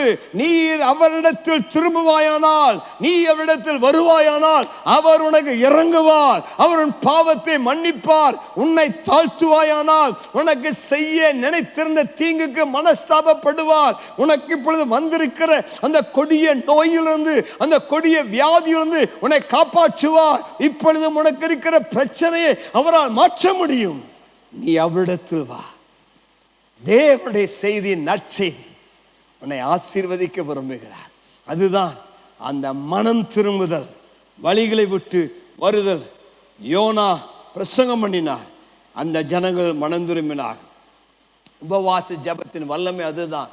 நாம் எல்லாரும் சேர்ந்து இந்த 40 நாட்கள் தேவனிடத்தில் ஜெபிக்கும் போது தேவன் ஒரு பெரிய மனம் திரும்புதலை தருவார். தேசத்தை ரட்சிப்பார், தேசத்தை ஆசீர்வதிப்பார். ஒரு எழுப்புதல் உண்டாகும், ஆசீர்வாதம் வரும். கடைசியாக 5வதாக மன்னித்து வாழ்வளிக்கும் தேவன். charisma of his spirit and restoration blessing. வாசிங்க யோனா 3வது அதிகாரம் 10ஆம் வசனம். அவர்கள் தங்கள் பொல்லாத வழியை விட்டு திரும்பினார்கள் என்று தேவன் அவர்களுடைய கிரியைகளை பார்த்து தாம் அவர்களுக்கு செய்வேன் என்று சொல்லியிருந்த தீங்கை குறித்து மனஸ்தாபப்பட்டு அதை செய்யாதிருந்தார். எவ்வளவு அருமையான வார்த்தை பாருங்க. அந்த ஜனங்கள் பொல்லாத வழியை விட்டு திரும்பினார்கள் என்று ஆண்டவர் அவர் கிரியைகளை பார்த்து அவளுக்கு செய்வேன் என்று சொல்லியிருந்த தீங்கை குறித்து மனஸ்தாபப்பட்டு அதை செய்யாதிருந்தார். பொதுவா நம்ம சொல்லுவோம், மனம் மாற தேவன் மனுபுத்தன் அல்ல, அவருடைய வார்த்தை மாற அவர் மனுஷன் அல்ல. அவர் சொன்னா செய்வார். ஆனா மனுஷனுக்கு நியமித்திருக்கிற அழிவு அல்லது ஒரு தண்டனை, அதை மட்டும் அவரால் தாங்கிக் கொள்ள முடியாது, அதை மட்டும் அவரால் பொறுத்து கொள்ள முடியாது. ஆகவே தான் எச்சரிப்பு கொடுக்கிறார். அந்த மனுஷன் மாத்திரம் இந்த பொல்லாத வழி விட்டு மனம் திரும்பிட்டானா அவனை மீண்டும் அவனை அழித்து போடுவேங்கிறத மாற்றி அவனை ஆசீர்வதிப்பார். அதுதான் நம்முடைய தேவன். வாசிங்க யோனா 4வது அதிகாரம் 11ஆம் வசனத்தை வாசிங்க. வலது கைக்கும் இடது கைக்கும் வித்தியாசம் அறியாத 120,000 பேருக்கு அதிகமான மனுஷரும் அநேக மிருக ஜீவன்களும் இருக்கிற மகா நகரமாகிய நினிவேக்காக நான் பரிதபியாமல் இருப்பேனோ என்றார். பாருங்க தேவனுடைய வார்த்தை. 120,000 மக்கள், வலது கைக்கும் இடது கைக்கும் வித்தியாசம் தெரியாத மக்கள். அவளுக்கு தெய்வம் யாருன்னு தெரியல, அவளுக்கு உண்மையான ஆண்டவர் யாருன்னு தெரியல. அவள் இதுவரைக்கும் தங்கள் மனம் போன வழியில நடந்தாங்க. ஆனா இப்ப அவங்க பொல்லாத வழியை விட்டு திரும்பி மெய் தேவனை நோக்கி கூப்பிடுகிறார்கள். ஆகவே இந்த மெய் தேவனை நோக்கி கூப்பிட்டு வலது கைக்கும் இடது கைக்கும் வித்தியாசம் தெரியாது இந்த மக்கள் என்னை நோக்கி கூப்பிட்டால் நான் அவளுக்காக பரிதபியாமல் இருப்பேனோ, நான் அவளுக்காக மனம் இறங்காமல் இருப்பேனோ, நான் அவளுக்கு நன்மை செய்யாமல் இருப்பேனோ, நிச்சயம் அவளுக்கு நன்மை செய்வேன் என்று சொல்லி தேவன் மனம் இறங்குகிறார். உங்களுக்கு நான் சொல்ல வேண்டும் என்றால் இதுதான், பேரழிவிலிருந்து பேர் ஆசீர்வாதத்துக்கு தேவன் அவளை நடத்தினார். கைகளை உயர்த்தி ஆமே என்று சொல்லலாமா? பெரிய அழிவிலிருந்து தேவனுடைய பெரிய ஆசீர்வாதத்துக்கு நடத்தும்படியாய் விரும்புகிறார். தேவன் இரக்கமுள்ளவர், தயவுள்ளவர். மிகுந்த கிருபையுள்ளவர். உன்னை அழிப்பது அவர் நோக்கமல்ல, உன்னை ஆசீர்வதிப்பதே அவர் விருப்பம். உன் வாழ்க்கை திரும்ப எடுத்து கட்டுவதே அவர் விருப்பம். இன்று நீ அவரிடத்தில் திரும்புவாயானால் நீ திரும்ப கட்டப்படுவாய், நீ ஆசீர்வதிக்கப்படுவாய். உனக்கு வர இருக்கிற பேரழிவிலிருந்து உன்னை காப்பாற்றி மீண்டும் வாழ்க்கையை பூத்து குலுங்க செய்வார். அதுதான் யோனா புத்தகத்தின் சத்தியம். யோனா மீனின் வயிற்றிலிருந்து பொருத்தனை பண்ணி ஜெபித்தான். நீங்களும் இந்த 40 நாட்கள் பொருத்தனை பண்ணி ஜெபம் பண்ணுங்க. உங்களுடைய தேவையை சந்திப்பார், உங்கள் சூழ்நிலையை மாற்றுவார், உங்களுக்கு ஒரு அற்புதம் செய்வார். யோனா புத்தகத்தின் கருத்து அதுதான். நாம் தேவனுடைய நற்செய்தியை சுமந்து செல்ல வேண்டும், தேவ சித்தத்தை செய்ய வேண்டும். பாருங்க, தேவ சித்தத்திற்கு நீங்க விலகி ஓடினால் ஆண்டவர் கதவுகளை அடைப்பார். தேவ சித்தத்திற்கு நீங்கள் விலகி ஓடினால் ஆபத்து, விபத்து, பிரச்சனைகள் ஏற்படும். ஆகவே இன்றைக்கு அவருடைய சத்தம் கேட்டால் அவருடைய சித்தம் செய்ய உங்களை தத்தம் செய்யுங்கள். ஆண்டவரே, என் வாழ்க்கை குறித்த உங்கள் நோக்கம் என்ன? உங்களுடைய சித்தம் செய்வேன் என்று அர்ப்பணிங்க. அவருடைய சித்தத்துக்கு மாறா விலகி ஓடாதே. அவருடைய சித்தத்தை அறிந்தும் அந்த சித்தத்துக்கு மாறாக கீழ்ப்படியாமல் இராதே. அவருடைய சித்தத்துக்கு உன்னை அர்ப்பணி. இந்த 40 நாட்கள் ஜெபத்தில் கலந்து கொண்டு தேசத்துக்காக ஜெபிப்போம். ரட்சிக்கப்படாத குடும்பங்கள் ரட்சிக்கப்பட வேண்டும். இன்னும் எந்தெந்த குடும்பங்களே தகப்பன் ரட்சிக்கப்படவில்லையோ, பிள்ளைகள் ரட்சிக்கப்படவில்லையோ, உங்க பேரை எழுதி வைத்து இந்த 40 நாள் ஜெபம் பண்ணுங்க. ஆண்டவரே, கணவனை எப்படியாவது இந்த COVID-19 காலத்தில் ரட்சியும், என் பிள்ளைகள் ரட்சிக்கப்படட்டும். கேளுங்க, உங்க குடிகார கனவுகள் குடியை விட்டு மனம் திரும்ப, பாவத்தை விட்டு மனம் திரும்ப, அவளுக்காக தேவ சமூகத்தில் அழுது கண்ணீர் சிந்துங்கள். உடைய துன்மார்க்கமான பிள்ளைகள் மனம் திரும்ப, அவளுக்காக தேவனை நோக்கி கேளுங்கள். பிசாசினால் கஷ்டப்படுகிற, பிசாசினால் பிடிக்கப்பட்டிருக்கிற மக்கள் பிசாசின் அடிமைத்தனத்திலிருந்து விடுதலையாக அவளுக்காக போராடி ஜெபியுங்கள். பிசாசு ஒருவேளை கற்பத்தை அடைத்து வைத்திருந்தானா அந்த கற்பங்களை கத்த திறந்து பிள்ளைகளை தரும்படியா ஜெபிங்க. வேலை இல்லையா, வேலை வாசல் அடைத்து வைத்திருக்கிறானா அந்த சூழ்நிலையை மாற்றி வேலைகள் தரும்படியா ஜெபம் பண்ணுங்க. திருமணங்கள் நடக்காமல் இருந்தால் இந்த தடைகளை உடைத்து கட்டி ஜெபம் பண்ணுங்க. உடைய சூழ்நிலை எதுவாக இருந்தாலும் ஜெபம் பண்ணுங்க. பைத்தியம், குருடு, சாபம், ஊனம், ஊமை, இந்த பிள்ளையுடைய வாழ்வில் தேவனுடைய வல்லமை இறங்கி தேவன் அற்புதங்களை செய்யும்படியா ஜெபிங்க. உங்க ஊழியத்தில் தேவன் ஒரு திருப்பு முனை ஏற்படுத்தி உங்களை ஜெப அபிஷேகத்தினால நிரப்ப நீங்க ஜெபம் பண்ணுங்க. கடன்களை மாற்ற, தேவையை சந்திக்க கர்த்தருடைய பாதத்திலே காத்திருப்போம். இந்த 40 நாட்களும் தேவ சமூகத்திலே தேசத்திற்காய் நாம் அழுது ஜெபித்தால் நிச்சயம் ஒரு மாறுதலை காண்போம். இந்த 40 நாட்களும் சபையின் தரிசனங்களுக்காக ஜெபிப்போம். ஆண்டவரே, எங்களுக்கு கர்த்தர் கொடுத்த அந்த தரிசன பூமியிலே ஆலயம் கட்டப்படுவதாக, அதற்கான வழிகள் திறக்கப்படுவதாக என்று சொல்லி ஜெபிப்போம். நான் உங்களுக்கு சொல்லுகிறேன், இந்த 40 நாள் முடிவதற்குள்ளாக இந்திய தேசம் சுதந்திர நாளை கொண்டாடும் முன்பதற்காக இந்த COVID-19 மாறுவதாக, கர்த்தருடைய வல்லமை தேசத்தில் இறங்குவதாக, குணமளிக்கும் வல்லமை சட்டைகள் தேசத்தின் மேல் இறங்கி வருவதாக.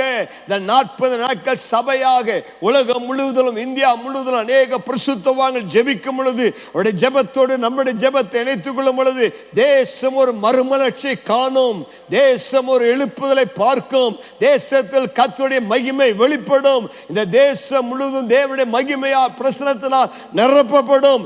ஜெபிக்கிற ஒவ்வொருவருக்கு அதனுடைய பங்கை தருவார். நீ ஜெபிக்காவிட்டால் அந்த எழுப்பின் பங்கு உனக்கு கிடைக்காது. நீ ஜெபிக்காவிட்டால் அந்த ஆசீர்வாதம் உனக்கு கிடைக்காது.